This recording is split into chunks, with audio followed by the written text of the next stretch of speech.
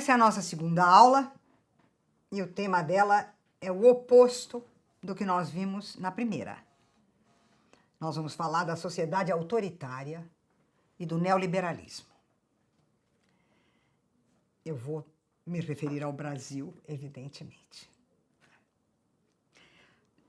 Conservando as marcas da sociedade colonial escravista, a sociedade brasileira é marcada pelo predomínio do espaço privado sobre o espaço público.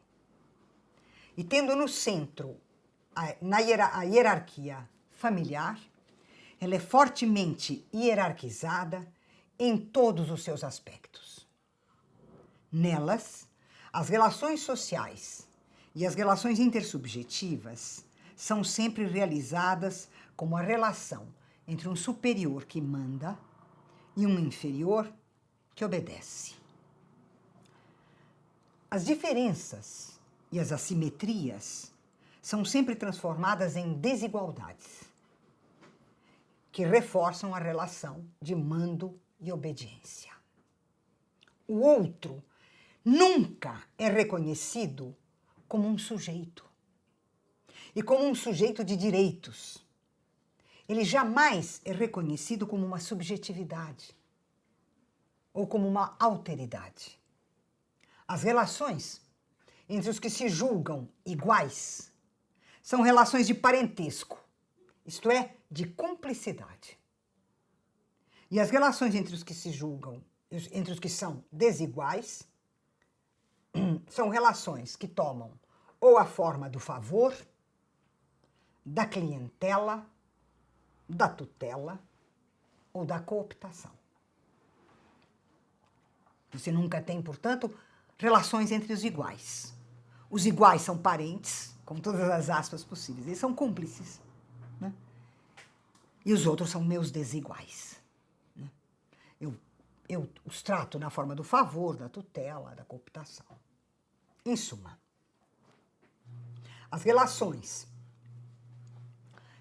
se estendem pelo conjunto da sociedade na forma de micropoderes que capilarizam na sociedade inteira o autoritarismo, o autoritarismo da família e o autoritarismo na família.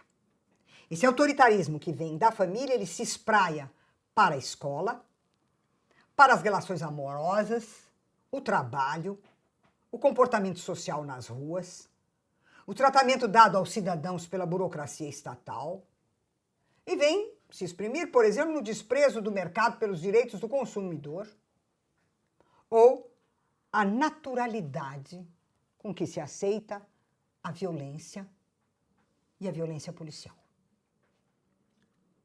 Nós podemos, simplificadamente, reduzir os principais traços da nossa sociedade como uma sociedade autoritária e que, portanto, ela é um obstáculo a uma sociedade democrática, ela é um obstáculo à democracia. A nossa sociedade está estruturada de tal maneira que ela é o bloqueio, ela bloqueia qualquer possibilidade democrática no sentido que nós vimos na aula passada, de uma sociedade democrática. Então, nós podemos resumir, de um modo muito simplificado, os principais traços do nosso autoritarismo social, considerando que a sociedade brasileira se caracteriza pelos seguintes aspectos. 1. Estruturada segundo o modelo do núcleo familiar, nela se impõe a recusa tácita, muitas vezes a recusa explícita, para fazer operar o mero princípio liberal da igualdade formal e a dificuldade para lutar pelo princípio da igualdade real. As diferenças são postas como desigualdades. As desigualdades como inferioridade natural. No caso das mulheres, dos trabalhadores, dos negros, dos indígenas, dos migrantes, dos idosos. Ou como monstruosidade, no caso do LGBT. 2.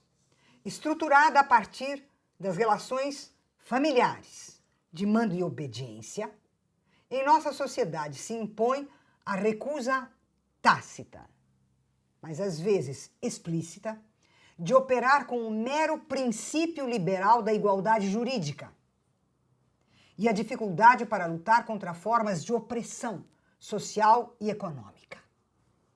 Para os grandes, a lei é privilégio. Para as camadas populares, a lei é repressão. A lei não figura o polo público do poder e da regulação dos conflitos. Ela nunca define direitos e deveres dos cidadãos, porque a tarefa da lei é a conservação de privilégios e o exercício da repressão. E por esse motivo, as leis aparecem como inócuas, inúteis, incompreensíveis, feitas para serem transgredidas, para serem pisoteadas, e não para serem respeitadas ou transformadas. E o poder judiciário é claramente percebido como distante, secreto, representante dos privilégios das oligarquias e não dos direitos de toda a sociedade. 3. A indistinção entre o público e o privado não é uma falha da nossa sociedade, não é um atraso. É a forma mesma da realização da nossa sociedade e da nossa política. Não apenas os governantes e parlamentares praticam a corrupção sobre os fundos públicos, mas não há a percepção social de uma esfera pública das opiniões, de uma esfera pública da sociabilidade coletiva, da rua como espaço comum, assim como não há percepção dos direitos à privacidade e à intimidade. Basta ver o que se passa, não sei se em outras cidades é assim, mas em São Paulo, eu costumo dizer, em São Paulo não existe acidente de trânsito. Existe feridos e mortos. Por quê? A ideia de que existe um semáforo, nós temos ruas em São Paulo em que você tem a faixa, o semáforo e o guarda. E o pedestre que é assassinado. Porque o cara vem a toda e não respeita nada disso. As pessoas param em cima da faixa. As pessoas buzinam.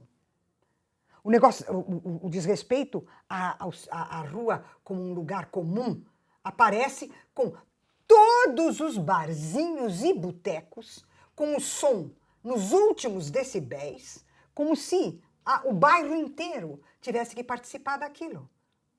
Não existe essa percepção do outro, Você tem realmente uma relação sempre violenta, desconsiderada, porque o outro não existe. Eu existo. Isso, bom, é uma sociedade violenta. A gente pensa que a violência é a violência policial. Não, que a violência está restrita à criminalidade. Não, tudo isso que eu estou descrevendo aqui, ainda vou dar mais coisas aqui sobre o nosso autoritarismo, tudo isso são formas de violência. É uma sociedade violenta nos seus mínimos detalhes. Então, do ponto de vista dos direitos sociais, há um encolhimento do espaço público. E do ponto de vista dos interesses econômicos, um alargamento do espaço privado. 4, a nossa sociedade tem uma forma peculiar de evitar o trabalho democrático dos conflitos e das contradições sociais, econômicas e políticas. Conflitos e contradições negam uma imagem mítica que os brasileiros têm de si mesmo como formando uma boa sociedade una, indivisa, pacífica, ordeira e generosa. Essa imagem mítica, né, é o que determina a maneira de lidar com os conflitos e as contradições. Ou seja, os conflitos e as contradições não são ignorados. Eles recebem uma significação precisa. Eles são chamados de crise.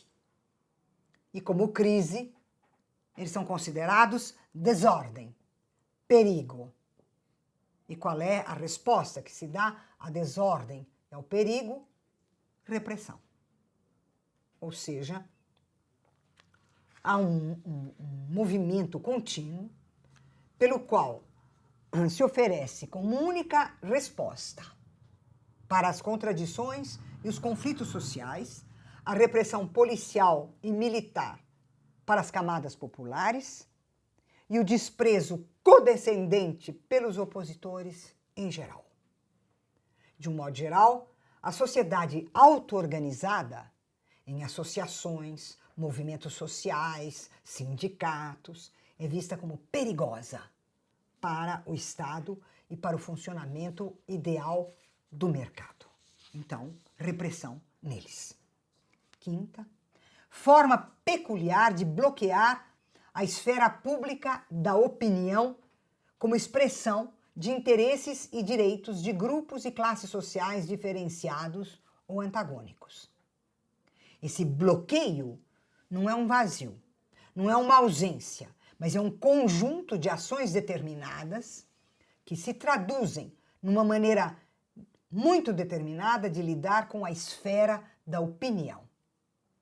Os meios de comunicação monopolizam a informação e o consenso é confundido com a unanimidade, de tal modo que a discordância é vista como ignorância ou como atraso.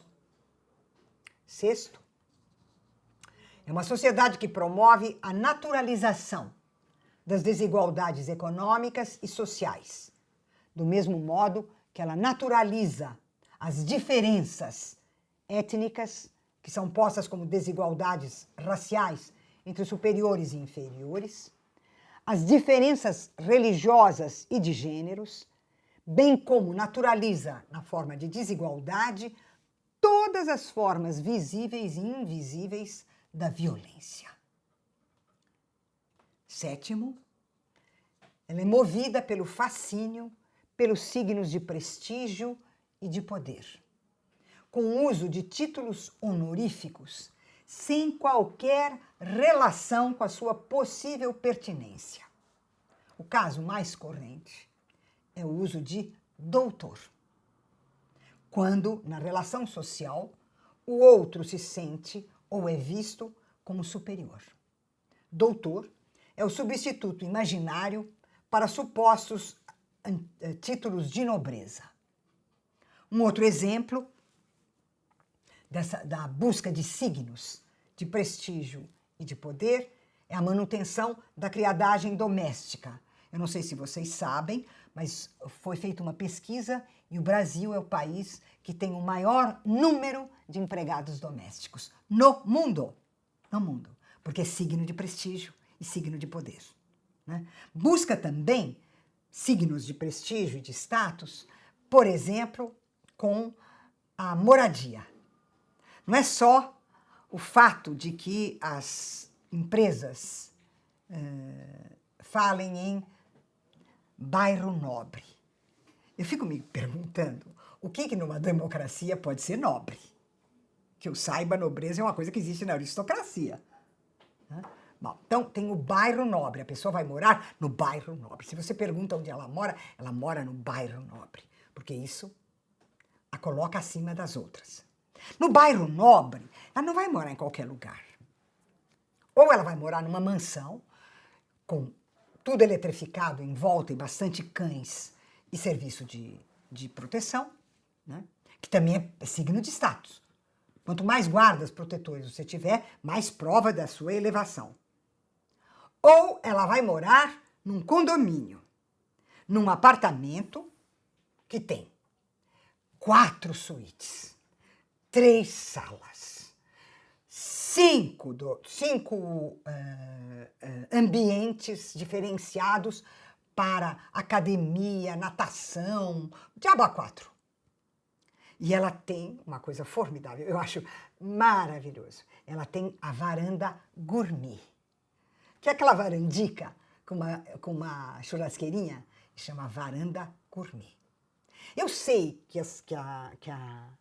a chamada classe dominante brasileira nunca perde o rebolado. Ela não perde poder e cada vez que há qualquer risco, nós estamos vendo, ela mobiliza tudo que ela precisa para se manter lá. Mas ela é rodeada por uma chamada alta classe média, que é essa imbecilidade da varandinha gourmet e das 4 suítes com 4 banheiros. O que você faz com 4 banheiros? É uma loucura. Mas isso são signos de prestígio. Porque os signos de prestígio são signos de poder. E, portanto, de marca da sua superioridade com relação aos outros. Não venha com a igualdade democrática, porque não cola. Essa é a ideia. Né? Essa é a ideia. A desigualdade salarial entre homens e mulheres, brancos, negros e indígenas, a exploração do trabalho infantil e dos idosos são considerados normais. A existência dos sem-terra, dos sem-teto, dos desempregados é atribuída à ignorância e à preguiça e incompetência dos miseráveis. A existência das crianças sem infância, isto é, as crianças de rua, é vista como a tendência natural dos pobres à criminalidade. Os acidentes de trabalho são imputados à incompetência e ignorância dos trabalhadores.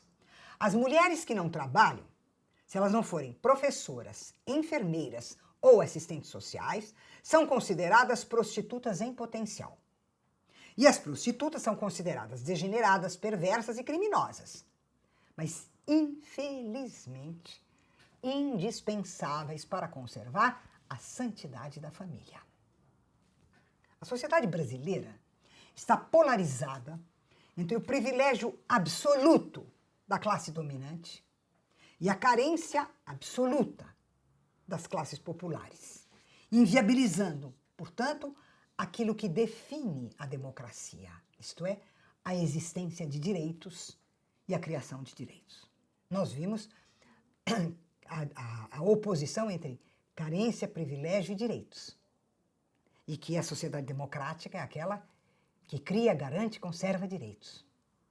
A sociedade brasileira está estruturada pela polarização entre o privilégio e a carência e pela impossibilidade da existência dos direitos. Ela está estruturada de modo a impedir a democracia. A democracia real, aquela que nós vimos na aula passada. Né?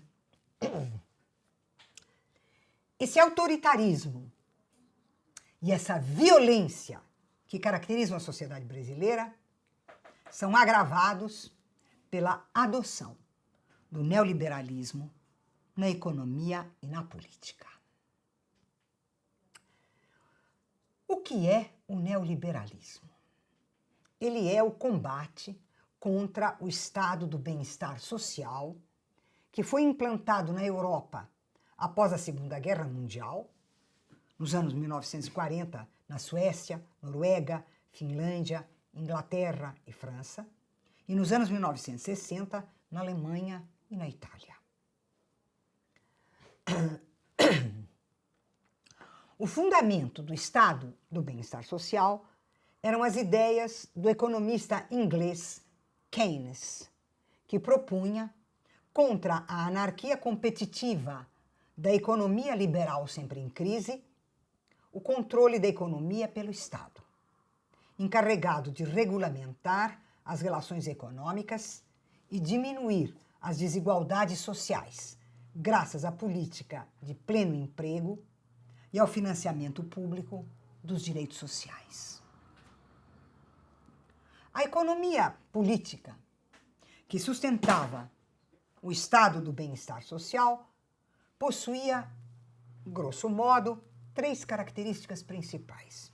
Primeiro, o Fordismo na produção, isto é, as grandes plantas industriais que realizavam a atividade econômica desde a produção da matéria-prima até a distribuição do produto concluído no mercado de bens e de consumo, controlando, por meio do planejamento e da chamada gerência científica, a organização do trabalho, a produção de grandes estoques e o controle de preços. 2. A inclusão crescente dos indivíduos no mercado de trabalho, orientando-se pela ideia de pleno emprego. E 3, monopólios e oligopólios, que, embora transnacionais ou multinacionais, tinham como referência reguladora o Estado Nacional. Para que essa economia realizasse o bem-estar social, foi preciso que o Estado criasse o fundo público.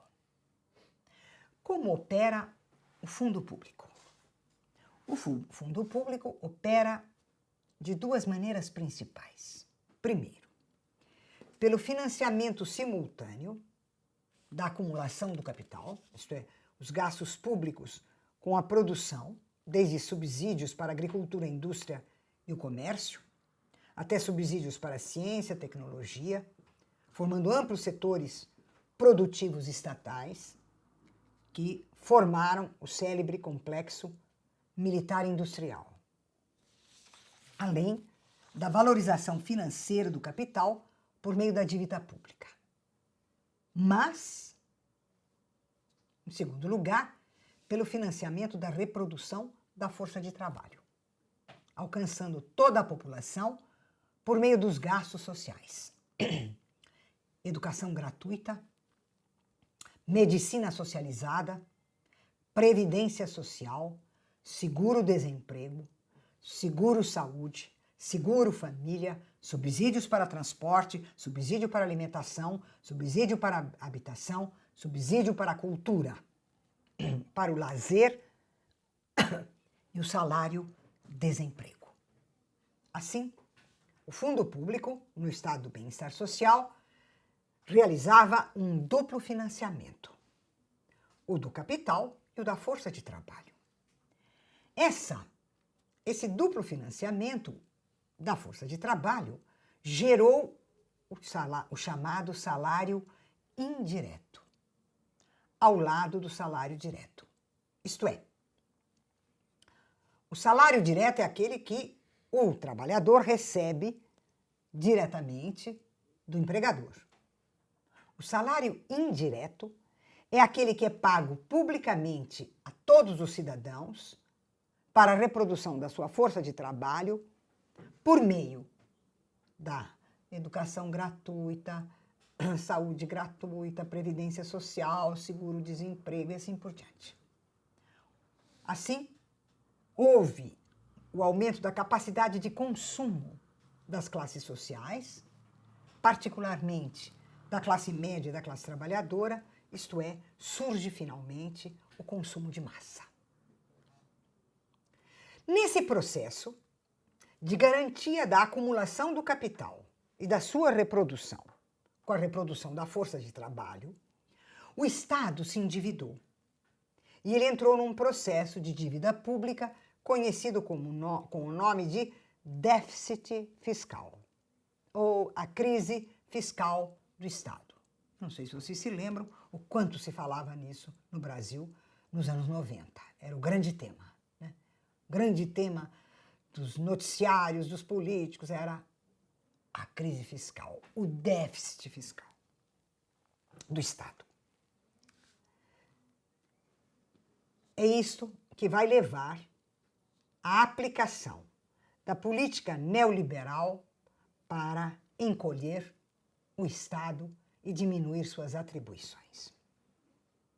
De fato, a economia política neoliberal foi concebida por um grupo de economistas, cientistas políticos e filósofos que, em 1947, se reuniu no Mont Saint-Péllerin, na Suíça, à volta do austríaco von Hayek e do estadunidense Milton Friedman. Esse grupo se opunha encarniçadamente contra o surgimento do estado do bem-estar social, de estilo keynesiano, um estado social-democrata. E também se colocava contra o New Deal praticado por Roosevelt nos Estados Unidos. Navegando contra a corrente das décadas de 1950 e 1960 Esse grupo elaborou um detalhado projeto econômico e político, no qual ele atacava o estado do bem-estar social, que ele denominava de Estado-providência, com os seus encargos sociais e a sua função de regulador das atividades do mercado. O grupo afirmava que esse tipo de Estado destruía a liberdade dos indivíduos e a competição, sem as quais não existe prosperidade. É por isso que eles são liberais. E como que eles estão trazendo de volta o liberalismo, eles são chamados de neoliberais. As ideias desse grupo permaneceram como letra morta até a crise capitalista do início dos anos 1970, quando o capitalismo conheceu pela primeira vez um tipo de situação imprevisível, isto é, baixas taxas de crescimento econômico e altas taxas de inflação, a famosa estagflação. O grupo de Hayek-Friedman passou a ser ouvido com respeito, porque ele parecia oferecer uma explicação para a crise. A crise, diziam eles, fora causada pelo poder excessivo dos sindicatos, dos movimentos operários e dos movimentos populares, que haviam pressionado por aumentos salariais e exigido o aumento dos encargos sociais do Estado, com educação, saúde, lazer, cultura, etc. Os movimentos populares, os sindicatos, as associações, teriam destruído os níveis de lucro que são requeridos pelas empresas. E eles teriam desencadeado processos inflacionários incontornáveis.